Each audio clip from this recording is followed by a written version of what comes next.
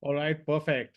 Well, folks, thanks a lot for joining us. We were expecting quite a crowd, so we try and not bore everyone with awkward silence and just Arneet and me exchanging absolutely useless banter while everybody waits for the crowd to kind of come in. I like to keep our webinars easy to join, so no passcode, etc. But it sometimes takes a bit for people to kind of get a hold of the link, update their Zoom, so on and so forth. But I'm glad that we are all here. I'm just gonna make sure that my audio is clearer than you probably hear it. And there you go. I am guessing it'll be better now. So yeah, welcome everyone. We are trying to be as disciplined as we can be with these webinars. It actually started about, I think, 4 or 5 months ago that we started to host these, and the feedback that we received from from the people that attended the webinar was overwhelming. Actually, we were extremely happy. I'm sure some of you or maybe all of you know that we run a newsletter where I try and contribute as much as possible great information. That can truly help you scale as an e-commerce brand. And we wanted to also more actively engage and share some useful nuggets. So what we are trying to do now each month is have a webinar once in a month, which is informative. So that's generally a monologue about, say, for example, mobile UX, and that's what we did the last time. It was very successful. And the second kind is where we're going to do tear downs. So tear downs are going to become a practice because we really feel that there's no better way to learn user psychology, customer psychology, than to let somebody who's never looked at your website before audit it or tear it down. So spending that 15 minutes hearing somebody out, we feel has immense value. So that's what we're going to do today. I am joined by my colleague Arneet. He's one of our best conversion optimization experts, and then I'm going to keep chiming in as well. But we have two websites that we have picked today. I know that Lisa is here, so that's awesome. Great to have you join us, Lisa. And I know that we're going to kind of address two websites one after the other. Some of the points that you'll hear might be things that you might have heard before, but we're going to try and also share examples from actual customers where we have experimented a series of things. So I think the intent is to not only share insights in the tear round, but also share some evidence, some proof of work on why we are saying something when we say it. And normally we try and kind of be as high conviction as possible. Also, if you along the way have any questions, if you have any thoughts, please put them in the chat because we are going to cram a lot of content in the next few minutes. We won't be able to kind of have you contribute to the conversation. I'm sorry, but the chat is open and I'll be active here. If the question is about what we're talking about at the moment, we'll take it then and there. Otherwise, we'll take questions at the end. There's also a Q&A section, so please feel free to use that. Again, I know there's a lot of you, so I'll kind of quit talking, hand it to Arneet. And I think, Anit, maybe you can share your screen now and we can jump right in. Yeah, let's kick it off. Okay. So interestingly enough, we had more than a couple of very, very lucrative entries when we ran the emails. But we've gone ahead with Sleepbeds UK and we've gone ahead with the Walkie Paws. The rationale behind being these are entirely different shapes and sizes of websites. So Sleepbeds is multiple products, much higher order value, a longer consideration period before you make a purchase like a divan set or an ottoman or a bed, as opposed to something like Walkie Paws, which is a lot more fast moving. So the intents, the motivations are very different when users come on either of these websites, be it for the first time, be it for their repeat sessions over here. In terms of Walkie Paws, or rather I should say in terms of any website for that matter, if you're looking to really audit it, if you're really looking to take a guess as to how well it converts, start with the search. And there's good reason behind it, because of the traffic that comes on your website and the one that makes a search, that converts about 5 to 6 times more than the traffic that's not making a search. And that fact alone is significant enough for websites to really obsess with their search experience. Simple stuff like the visibility and approachability of the search bar. So as I scroll through the folds, I don't see a sticky header, which means I don't see a sticky search, which means my navigation from the home page to deeper into the website is going to be that much more difficult, as opposed to if I had a search bar right at the top of the screen, center of the screen. That would make a whole lot of difference, and that applies to the desktop experience as well, of course. Um, and correct me if I'm wrong here, Shekhar, but when we work with websites that are high AOV, the consideration period is split between devices. The discovery happens on mobile, but more often than not, the purchase happens on desktop, right? That's So, right. And on top of that, the other thing we normally see is, especially for products like these, I would in fact go as far and say that people generally um, take a lot of time to think through purchases. That time has actually kind of gone over. It's kind of increased over the last couple of years, is what we've felt. We've looked at data very closely.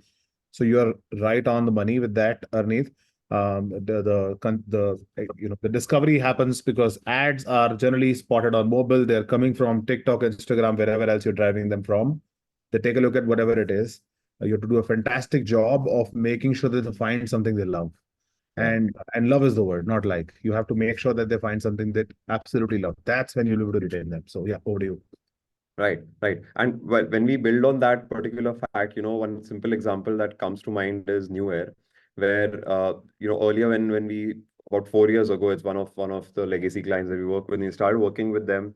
The search and the entire header was not a sticky one, which made discovery, of course, a little difficult. So we went ahead and made one of the earliest changes that we made was to fix this, to make the navigation sticky and make the search bar there in front of the user at all times. It helps to have these suggestions also flashing across the search bar, because again, when you're operating in a niche category like home decor or like furniture, it helps to cue your users as to what they can search for and what are the different categories. So it serves a dual purpose.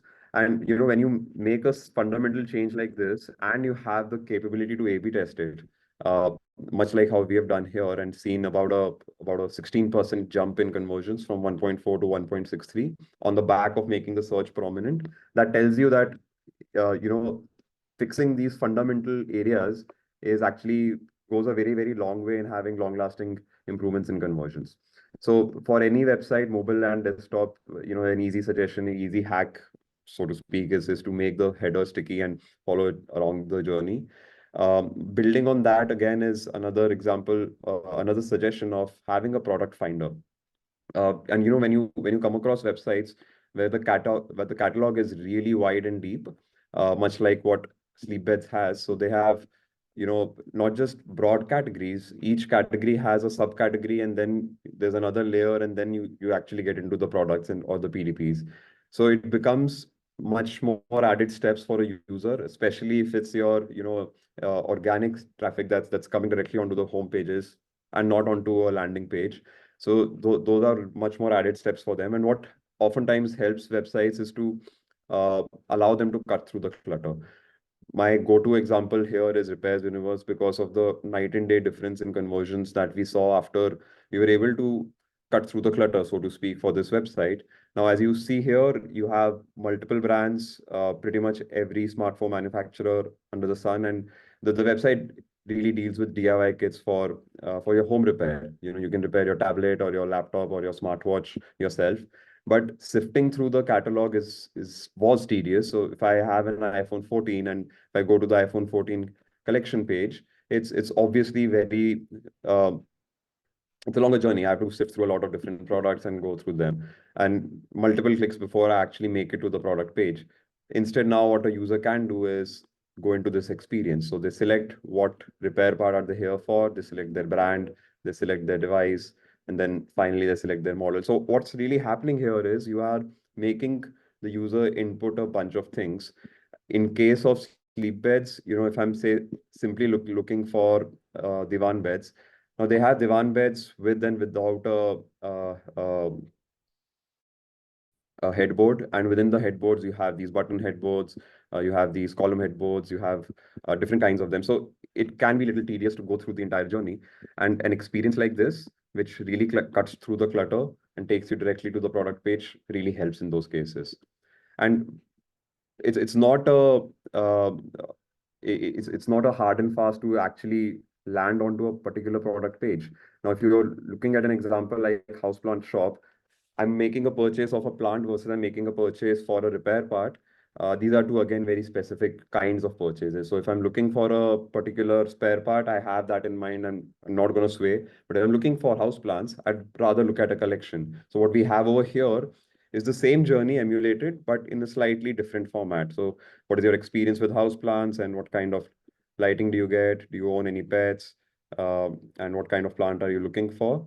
And at the end of this experience, you don't land to a product page, but you're shown a bunch of products and you can take your pick from them because the need of the website is such or the nature of the products is such. So having those kind of implementations are great for discovery. Um, Value proposition and social proof, when you add trust, I think any website owner would absolutely grab at any opportunity to build more trust, more so for a website that has a longer purchase duration, that has high AOVs. Your Trustpilot ratings, they help. They don't go the distance when it comes to establishing trust in the overall shopping. Moreover, when you are relying on something like a Trustpilot, this essentially will take me away from the website. It's a forum where I can go and read reviews about the service, the assembly, the post-purchase, etc. Not necessarily for the products themselves. So it becomes important that you highlight your product-specific reviews. And also, if you take a couple of steps back, overall on a brand level or on a company level, what should be the reasons that a user should prefer your bunk beds or your ottomans over a competitor, over a similar website? And that reason has to be established.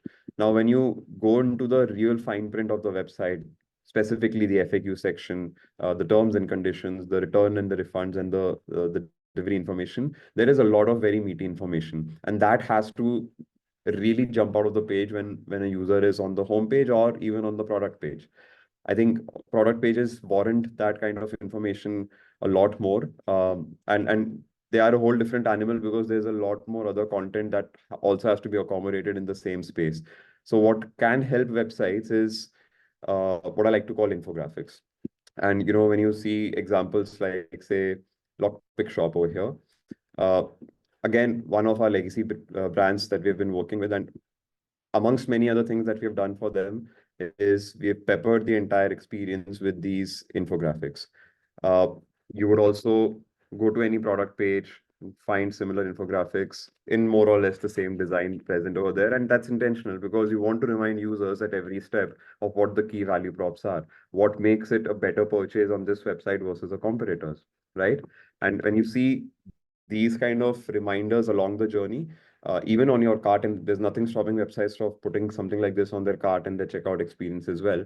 And that's highly recommended, right? So building trust on these very fundamental value props takes the brand a long way and enhances the overall session qualities and the overall journey. I also like to look at the top landing fold, be it of any of your product pages or any of your say the home page. Uh, in case of sleep beds, again, I feel there is a opportunity waiting to be attacked, which is the first fold of the homepage.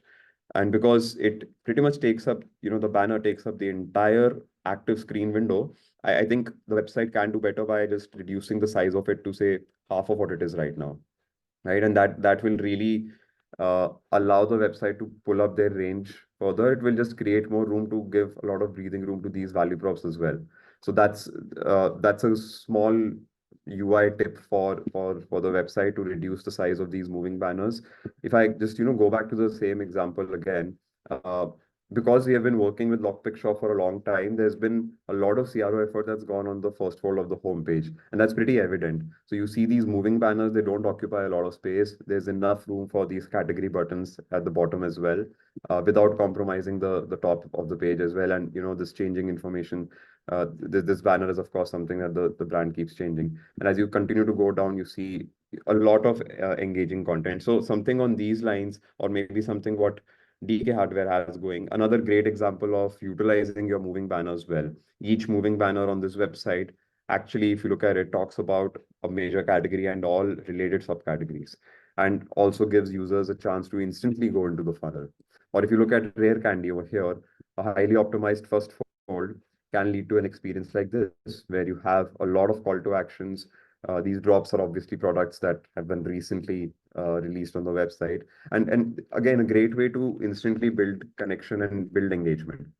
Right. So if you talk about product discovery, it's important and imperative that you talk about these optimizations as well. Do you have any thoughts, Shekhar? No, I'm adding my thoughts in the chat. And folks, if you have any questions, please put them in the chat as well, and we'll answer them live as we go. Right. When again, I think I am going to gravitate a lot towards the product page now, because it's important to sort of focus on the product page for a high AOV product. There is a lot of selling that the product has to do, and that's very evident from the sheer amount of content that you see on this page. It becomes a problem when you have a limited screen size like mobile, so it becomes even more scroll intensive. A simple Again, a simple idea, suggestion, or fundamental, if you may call it, is to make sure your call to actions are following the user. I think these basics they really go a long way in terms of having those gaps fixed. And when you look at an experience like this, you have a subscribe option and a one-time purchase option all accommodated very beautifully within a sticky banner over there. So it does take a couple of iterations for you to arrive at the proper experience, but it's really, really effective. Also, when you talk about a lot of content here, it might help the website to sort of split the content within these tabs, specifications versus details. Saves you a lot of scroll. What we have done here is sort of condense that entire information within these tabs, and that works equally well for mobile as well as for desktop long forms. But it's important that you try to accommodate it all within a single fold, specifically on your mobile experiences, right? What else? We have a couple of suggestions. Okay, one thing I did notice on sleep heads, again, something for the marketing team to maybe ponder on, is the mobile experience, the lack of a image carousel. Okay, they do have an image carousel, so I think uh, in hindsight it doesn't seem like a valid suggestion. Anyways, product value proposition and e-commerce value proposition, these are some of the reiterations from the homepage. Again, I've sort of gone through the examples of those before. There are a couple of things which can sort of boost the engagement quality, which is talking about similar products or products that are more or less on the same lines of the specifications that a user is looking for. So when you go to a product page like, say, It's Hot, you immediately see a section like this.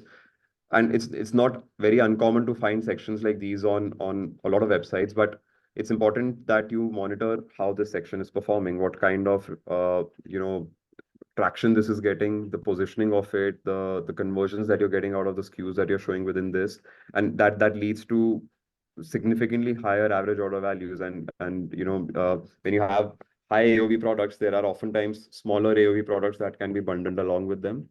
It's a great way to uh, improve your overall basket size. All right. Social proofing the website. So when you have again, this is an example of Newware. I think I might have it open here as well. Yeah, there you go. So when you see information like this, the shipping nudge, order within 2 hours, 6 minutes for same day shipping, or the fact that you have some social proofing over here, both of them are aimed at pushing users more towards that purchase decision. And the longer a user, again, these websites, these product pages have multiple visits before a user converts. So the longer a user stays associated with the brand and sees stuff like this, the more they trust the fact that a lot of other people are also ordering the same product. It does the same job what glowing testimonials or reviews might do for you, but in a slightly better way. Right? You have anything to add here, Shekhar? So yeah, I thought I was on mute. No, I think you're on track. I just want to kind of backtrack for a second and add 2 points. because I didn't want to interrupt you. You spoke about the product image carousel, and we are also going to address that on the Walkie Paw website. But the product image carousel is often written off as just a place for product images. Whereas if you see, if you've ever seen a heat map of your site, and we've seen hundreds of heat maps, the images are they are the highest engaged part of the product page, especially if your traffic is low time on site, interestingly. So when you're driving a lot of paid traffic, the ad that the customer saw was either a video or it was a static image, right? And now they're coming to the product page to see more information about the product, scroll through different images. That's the first thing they're going to do. So one of the key opportunities actually companies missing when they do that, if you look at this here, for example, they are showcasing all of the different parts of the divan bed set, everything kind of in as much detail as possible, but they miss the opportunity of also highlighting the key value props of this product, the materials it's made from, where's it coming from, quality, all of the stuff that will actually convince me that this is worth the money that I'm being asked for. They leave that out and they kind of park it away in the description or somewhere else. Why not use the product carousel? I mean, it's kind of an added image. It's the easiest for you to execute. If you're on a Shopify theme or something on those lines, it's the easiest for you to execute. You put an image together on Canva, put it on your Shopify image carousel. You don't even need to you don't need to go through a developer or do anything for that matter. So I think that's kind of something that's highly, highly underrated. The other thing that I want to kind of lay emphasis on, and I mean, if for people who are attending our webinars for the second or the third time, they know I always go off track, but I'll go off track, no problem. If you open jadeyoga.com, if you don't mind, underneath, what we'll see on jadeyoga.com, go to any one product, is they smartly just go to shop and go to their bestseller maybe, or maybe go to the homepage and then to the bestseller. What you'll see on their product page is that interestingly, similar to the website, you might not have found what you wanted in the first go. So just go to the first category there, best-selling yoga mats, go up. Yeah, there you go on the left side. And just pick the first one. So what they do is they don't abandon you with the product you're looking at alone. They always give you a next step. So now open the first one maybe. If you see what's going to happen on this page is you'll continue to see categories on top. I think probably you're exposed to the experiment, possibly. If you don't mind, I'll share my screen real quick. Now that I've mentioned the idea, might as well just walk everyone through it. So if you see what's happening here is I can see the product, but I can also see some of the other options on top.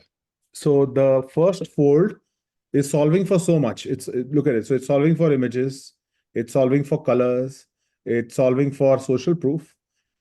Variants, not that important. I'm not convinced yet. So it's got price, social proof with reviews.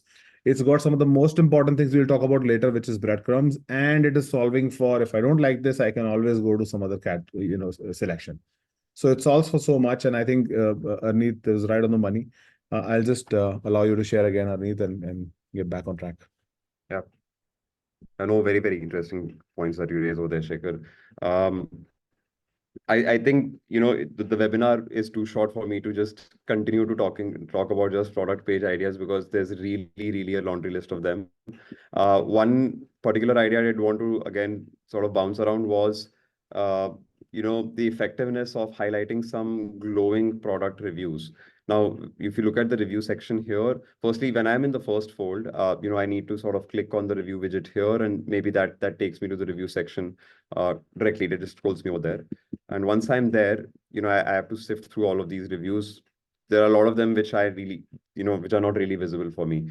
Now, when you come across something like this, an idea which allows you to sort of flash these top reviews right in the first fold, right under the product name, below the widget over here. This is something that we did for Extreme Tactical Dynamics, and very surprisingly good results. The product pages are now converting 6% higher, right? And again, this is all happening in the first fold. So building more on what you just said, Shekhar, we spoke on solving problems in the first couple of folds that are fundamentally, sort of entwined with the user's shopping behavior. This is more on the same lines, right?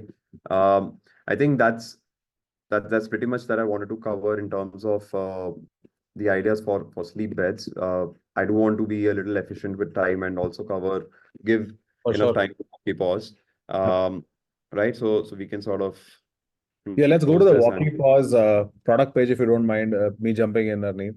And yeah. since Lisa is here with us, and I do believe that we also have the we also have the other team on the call as well. But I'm not able to identify because the name that we have for them is probably not on the call. But Sleepbed team also is probably on the call with us. But coming to Walkie Pause, I would first want to start. If you can switch back to the desktop site, I would first want to start with complimenting Lisa for what she's put together.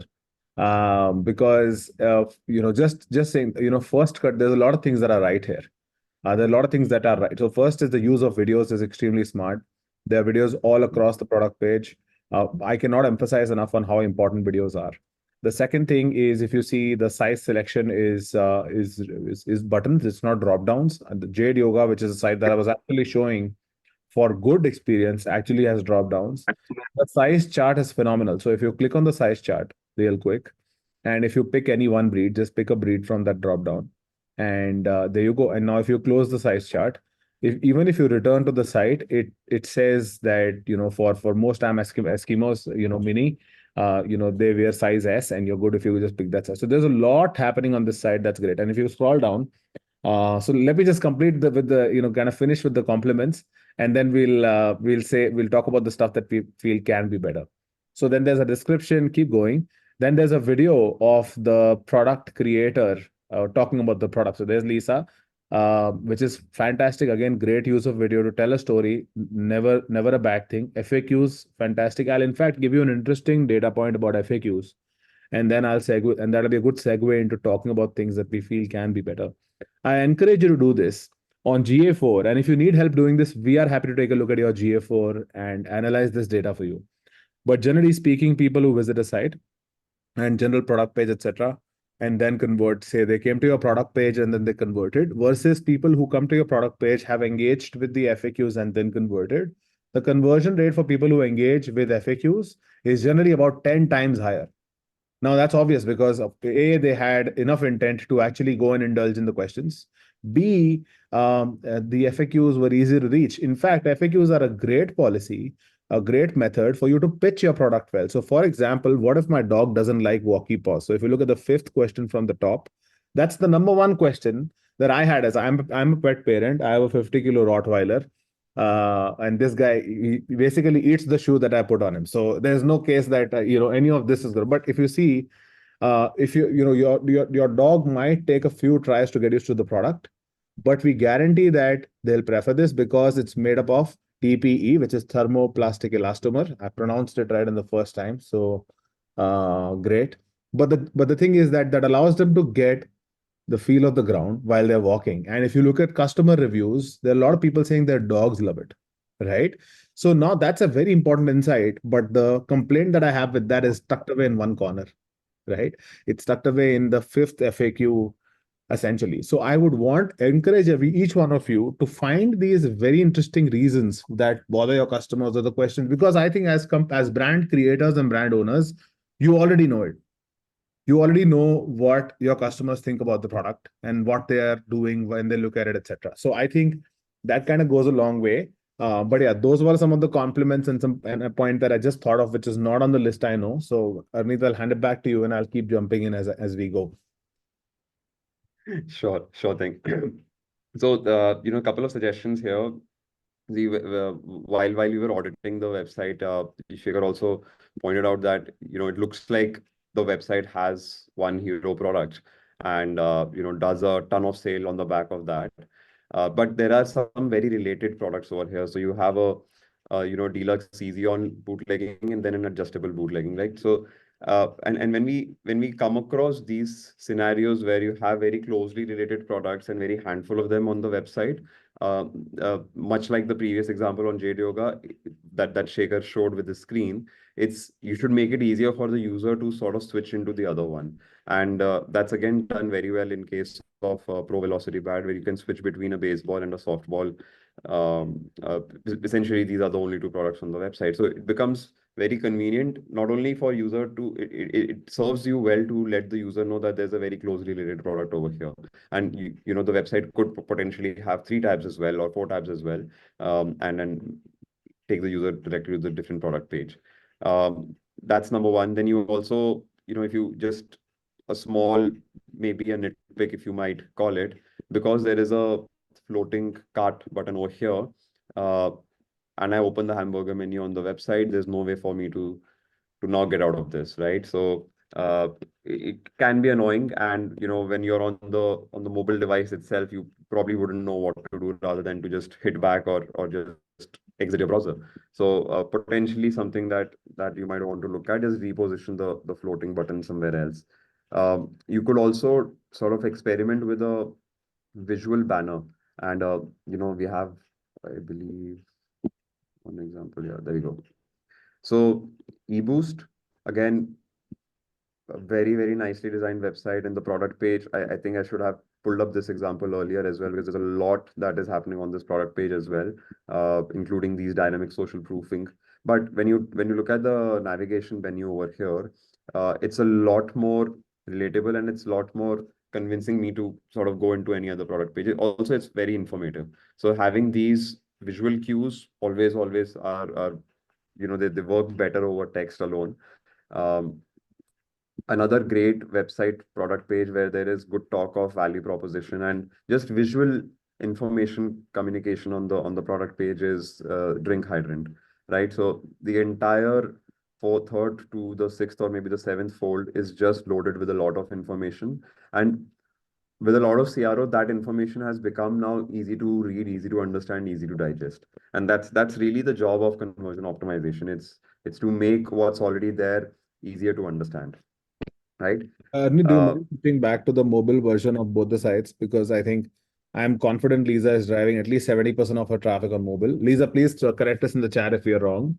And a lot of it is probably paid. So, and you know, it's a product that generally people would buy once, experience, and then probably come back a long time ago. So, yeah. So Lisa just replied saying correct.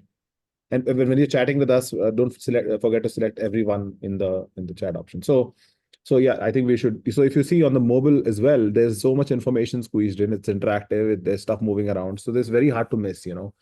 And these visualizations are they take time, they take effort, but these are great experiments and they work every time. right. All right. You know, Shekhar was again kind enough to Yeah, sort of so point out I, again. can I talk about that one? I think we're going to stand for a call. So this is the point that I think everybody on the call can just go and implement this on the side. You don't even need to experiment it. This is a free idea from us. Now, the thing with Jade Yoga, for example, is every time you buy a yoga mat from them, they plant a tree for you. And they've planted more than 2 million trees. So the feeling of buying a product like this is completely different then, right? It's kind of amazing. So what I would recommend you to do is either find a cause that's related to the product you're selling. For example, free meals for a dog, for 1 week, maybe, I don't know. So, and I'll tell you how you fulfill those promises. Do you mind just quickly Googling plant a tree? Uh, To do that. yeah, you can do that. I think there's like,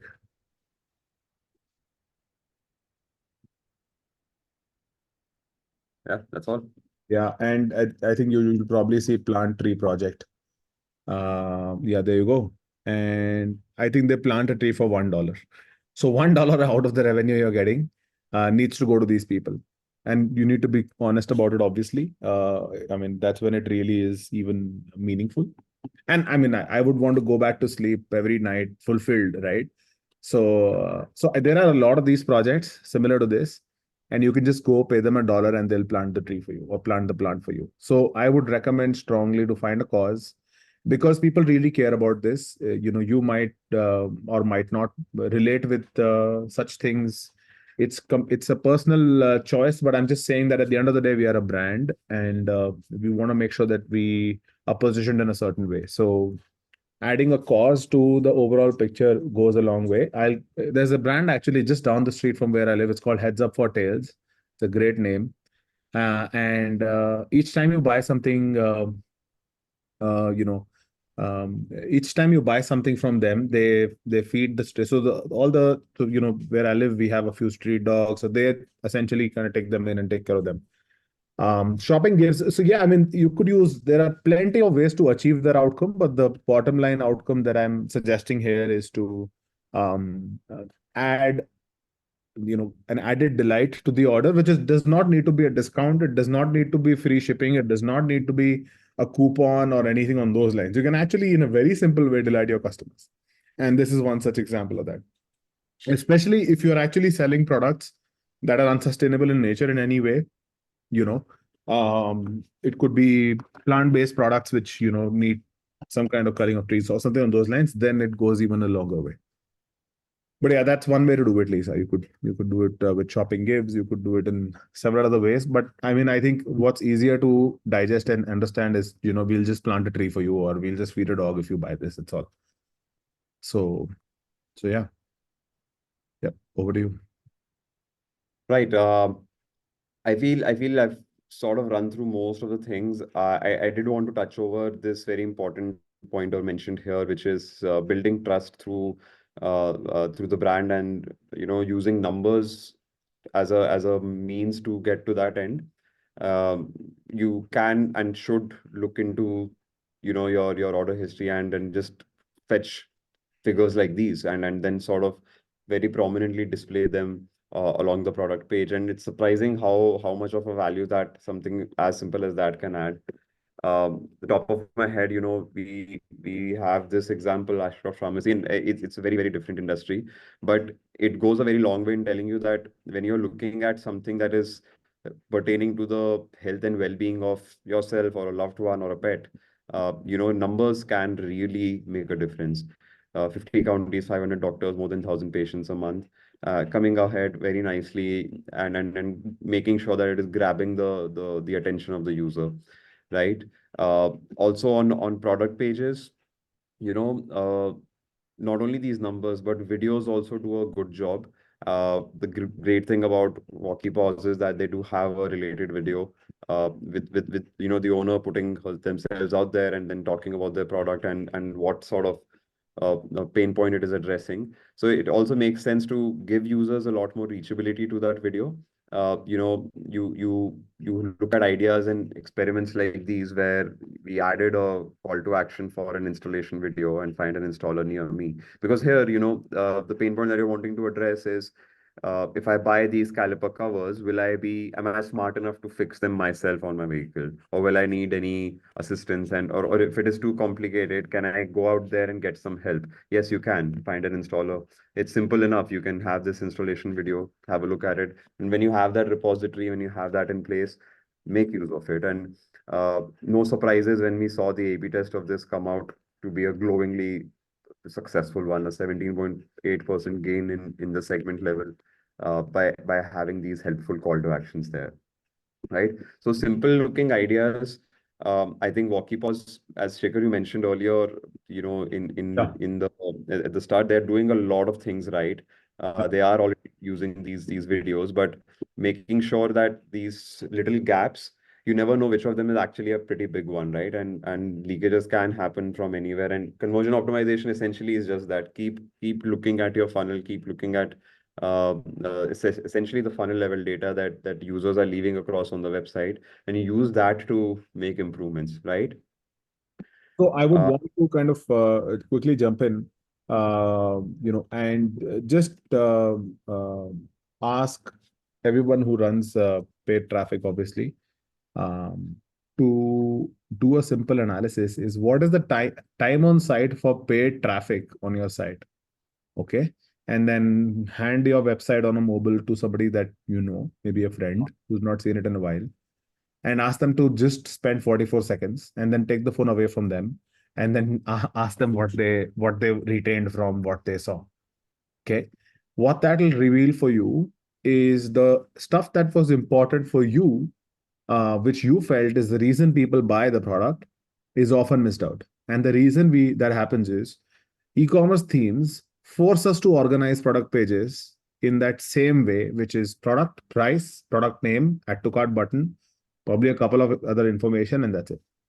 And that's exactly why. Now, if you go back to the, I'll just quickly add two or three more points and we can open it up for questions and kind of close it. So, when I land on this page on the mobile, the first thing I'm going to consume is the product images. So if you just scroll through them as I talk, Adit, and what I see is I can see what the use of the product is. I can see, that it's waterproof, all of those things, and that does the job well.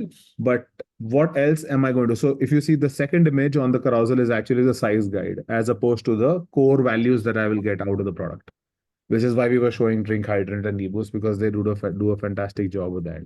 Then as I scroll down on the page, I start to see videos, which is also why I said videos are great, because on mobile as well, videos get great engagement. And also these videos are vertical.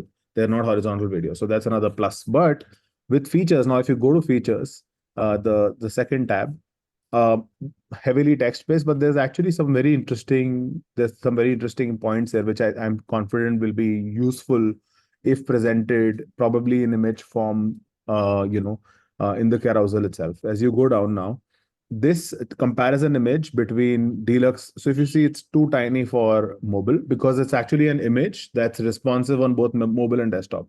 There's a lot of value in executing this purely for mobile. I would strongly recommend that. And as we keep going, the final point I want to make is the biggest pitch for the product is the owner being visible and pitching it to the customer, which is happening here. But the thing is, it's not going to happen for people who won't play the video. So what I would also want to add is it's only about a few 60-second video or so. Transcribe it and also add the story there. And finally, the FAQs, the top, I would want to look at the heat map, look at the most engaged with questions in the FAQ, which tells you the biggest 2 or 3 doubts your customers have, and address them even before they have them in the image carousel itself. Those are, I think, ways in which this product page can kind of go to the next level. Again, Lisa, we wanted to make sure that we look at the product page alone because we know that's the bread and butter. You're driving a lot of traffic to the product page. That's a hunch again, but I'm pretty confident that's happening. Please validate if that's true. But that's where a lot of your traffic is directly landing. So there's no reason that we spend any time on kind of bringing that traffic. I'm sure there's good traffic everywhere else also, but we still wanted to try, spend our time on the product page alone. But that kind of concludes some of the points that we had. Again, our analysis was front end. Arneet, I think some fantastic points from you. So thanks for spending the time to kind of do that. But again, our analysis was front end, and we would love to kind of get into the data and understand this deeply, because data kind of might end up revealing something completely different. You might have a higher intent customer parked away somewhere in the corner of the site, leaving the site very often. For example, we offer analyze traffic to conversion rate. So, you sometimes have products that have very high traffic but low conversion rate, but you also have products that have lower traffic but high conversion rate, and you're just kind of continuing to spend money on ads on promoting something that really doesn't matter. Just yesterday, actually, I looked at a site which sells art, and they were driving about 30% of the paid traffic because of Google's AI was being sent to their blog as opposed to their products. Can you imagine that? So yeah, it's artificial. I don't know if it's intelligent, but it's artificially intelligent for sure. So yeah, once again, thanks so much, folks, for hearing us out, nerding over a couple of sites. I'm glad if this added any value, but we're open to questions, about anything at all. And yeah, we'll just stick around for a couple of minutes so that you can type your questions in the chat or put them in the Q&A. Once again, as I had mentioned in the chat, we are happy to audit your site. So if we were not able to pick yours today, I apologize for that. We wanted to pick 2 different types of sites. We are happy to take a look at it. I'm sure Arneet can find a slot and he can actually hop on a call with you and walk you through an audit, and walk you through how you could solve for your conversion rate. But once again, thanks so much for joining. Please stick back if you have any questions, and we'll be happy to address those.